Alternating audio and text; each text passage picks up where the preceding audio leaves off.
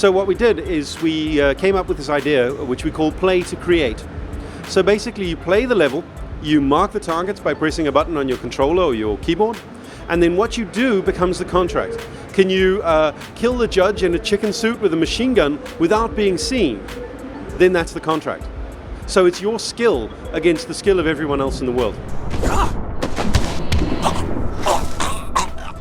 Map editors are great. I mean, I use one every day at work for Absolution.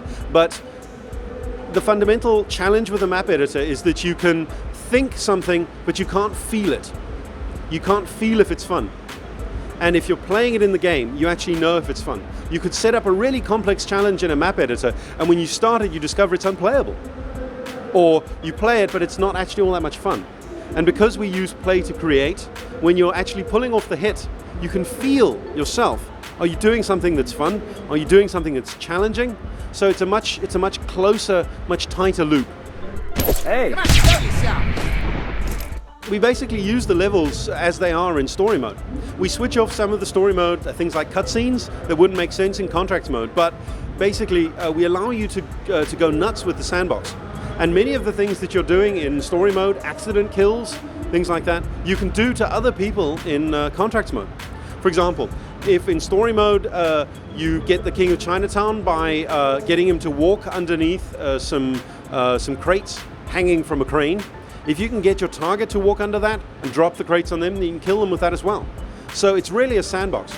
The story mode is just one set of things that you could do. And in contracts mode we say, you decide the targets, or your friends decide the targets, and then how you do it is up to you. We obviously wanted to focus on things like accident kills and making certain there were lots of different ways in the environment to take out people. Electrocutions and drownings and falling down holes and cars that mysteriously blow up and things that fall on people's heads and all of this kind of stuff. So we really focused on looking at the level, deciding what made sense, like an old hotel. Well, if you lean out of a window there's probably a lot of opportunity for bad things to happen to you. Down in the basement of that hotel, probably a lot of things are flooded, so if you're working with electrics down there, you probably need to be careful. So we let the level really drive what we put in.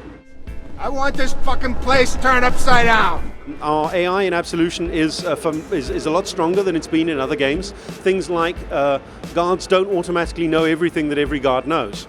So for example, if one police officer sees you, and you surrender, back away so he follows you into a dark corner and then take him out, the other police won't magically know. But things like making doors, making them react to doors, well, you always decide where you're going to draw those lines to get that balance between realistic and gameplay. And I must admit, I enjoy gameplay.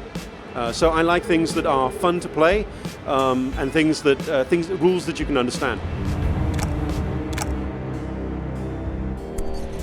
It was a contract that I'd set up where one of the targets was standing in a crowd and he never moved. He was a police officer. And the challenge there was you got the best payoff from a contract by hiding the bodies as well. Because contracts give you a bonus payoff if you follow the rules. If you just kill the targets, you get a payoff. So you can always run in with your machine gun and get some payoff. But you'll get a much higher, much better score, much better payoff if you do it following the rules. And the rules stated you had to hide the bodies. And if you just shot this guy, all the other police would react. So you wouldn't be able to do it.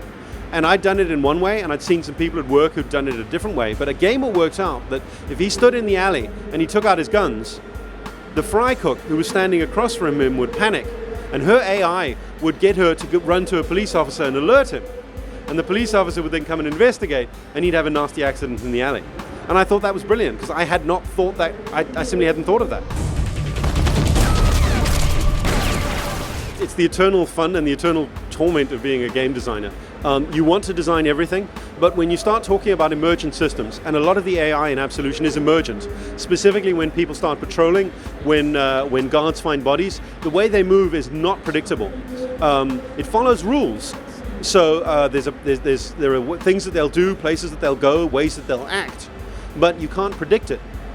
So you get these fantastic emergent situations, and that balance between what an emergent system like AI can do and what slightly more scripted things can do is fantastic. And what we've done in Absolution, in contracts mode specifically, is we've said, look guys, you'll break these rules.